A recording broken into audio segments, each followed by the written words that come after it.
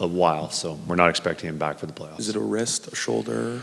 It's his, I'll just leave it upper body, yes. Okay. You've withstood a lot of injuries. What stood out to this group what's stood out to you about this group and how you've been able to do that through the season? You know, my time here, we've been pretty fortunate with the injuries, especially last year. Last year we hardly had anything, and then this year, for the first 3 quarters of the season, there was minimal time off for guys, and then it really piled up at the end of the season.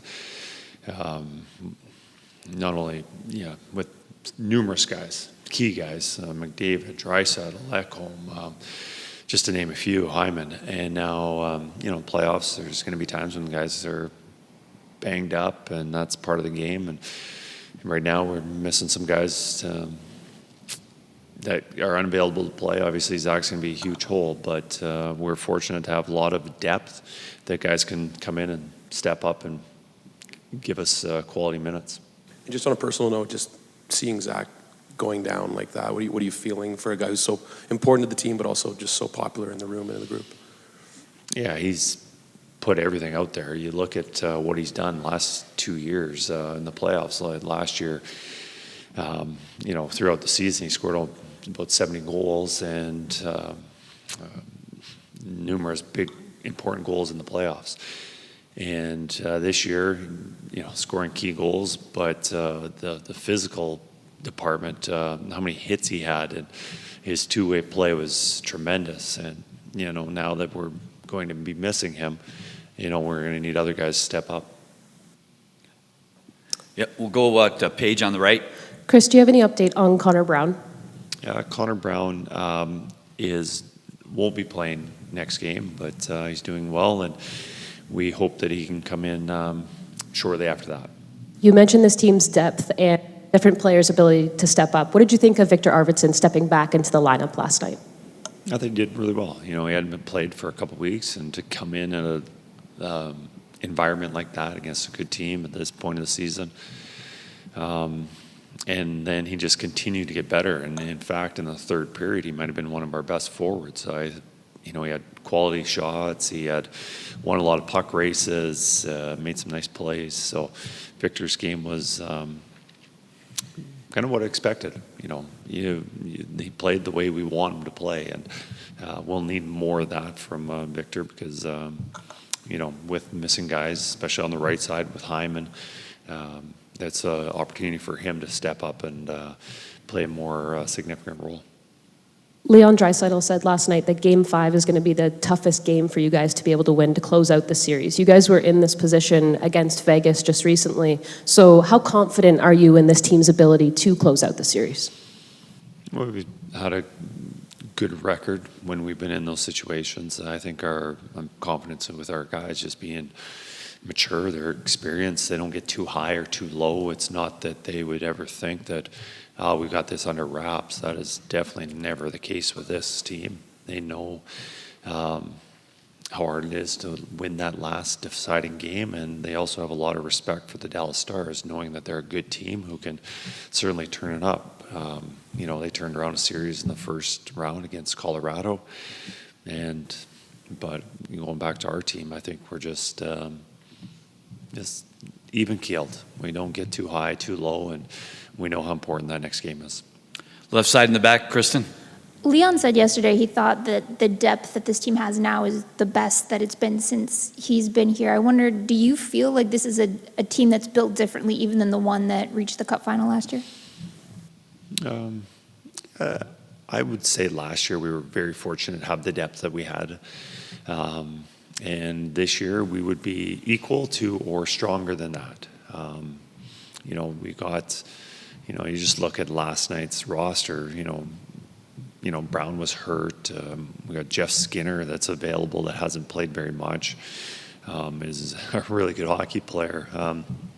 Derek Ryan's not playing. Last year he was in almost all the playoff games this year. So, I thought we were very fortunate to have the depth that we had last year, and this year we're probably a little step above that. I know some coaches buy into momentum in a series. Others see it as just one game is its own singular thing. Which which camp are you? Do you see momentum at this point, or is it just a separate I think thing? momentum ends as soon as the game's done. It's a new game, so no matter what happens, whether it's a heartbreaking loss, an OT win, or a blowout, I think it's just it gets reset. I don't think that momentum carries from game to game. Take a couple more. Second row on the left. Chris, you guys managed to steal home ice advantage with that win in Dallas and hang on to it with back-to-back wins at home. How much has that been a factor in this series, do you think? I think all year we've been a pretty good team on the road. And our home record to our away record is almost identical. And we talked about those last few games, in April, that we were missing some guys, significant guys, and our record probably wasn't going to be what we anticipated it to be. And losing a few more games was probably going to cost us home ice advantage. But we weren't really pushing to get guys back in the lineup that much because we felt that we can win on the road. It's not that much of an advantage for us, we felt. So, we at the end of the season, we could have probably pushed some guys to get in there earlier and maybe won an extra game or two. I think the big picture was we wanted guys healthy for the long playoff run. So maybe we sacrificed a win or two, maybe gave up home ice advantage. I don't know. But I think a lot of it was just having confidence, being able to win on the road. And, as well as we play on the road, certainly we'd rather play at home. We do feel good playing at Rogers, just the atmosphere from the fans, and it's just a different feeling. But, I think we're confident playing on the road or at home just with the way our team is built. Have you ever noticed, is it an advantage that is quantifiable at all in the stat sheet in the playoffs when you are at home? Do you notice? No, I don't know what the numbers say. I'm certain I would think most teams would say I feel better wanting that home ice advantage. Probably the best way to look at that is the expectations of winning a Game 7, because that's where that home ice really would come down to. Last thing for me, just given the way things are shaping up out in the East as well, is there concern at all that, these players might be caught looking too far ahead? I don't even know what's going on in the East. I know we've got a heck of a series here against Dallas, and we have one more win to get to. If we're fortunate to get that last win, then we'll be preparing for that next team. But right now, all our attention is on the Dallas Stars. We'll finish up with Josh. Yeah, just your team as a group has had your back against the wall in the past. How does that experience of knowing what they're going through in the other room, that desperation, help you prepare for a game like tomorrow? Yeah, no, I think that, when your back's against the wall, we saw it several times last year, and it brought out the best of our team, playing with a lot of desperation and focus, and just laying it on the line every single shift. It's important for us. We can't control what the other team's going to do. What we can control is how we play and how we handle those circumstances. And we'll know Dallas will come out with a lot of urgency and playing at home and the atmosphere that they have there, that we're going to have to be prepared. Certainly, we can't have a start like we did last night. We're very fortunate to survive that and come out of the first period with the lead. But if we play another first period like that, we're probably playing down, and pretty tough to overcome that. So we're going to have to make sure that we're ready from the start.